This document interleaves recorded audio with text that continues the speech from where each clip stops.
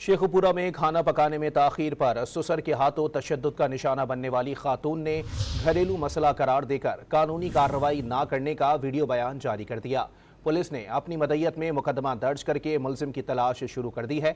शेखुपुरा के इलाके जंधलिया शेर खान में गुज़िश्ता रोज़ लतीफ़ नामी मुलजिम ने अपनी बहू को खाना पकाने में मुबैना ताख़ीर पर तशद्दुद का निशाना बनाया था।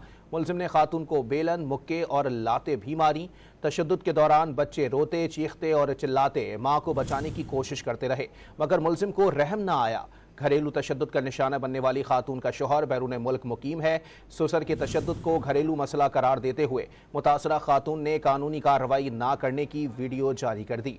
खातून ने कार्रवाई से इनकार किया तो पुलिस ने अपनी मदय्यत में मुकदमा दर्ज करके फरार मुलजिम की तलाश शुरू कर दी। आपको बताएं कि शेखुपुरा में खाना पकाने में ताखीर पर ससुर के हाथों तशद्दुद का निशाना बनने वाली खातून ने घरेलू मसला करार देकर कानूनी कार्रवाई ना करने का वीडियो बयान जारी कर दिया है।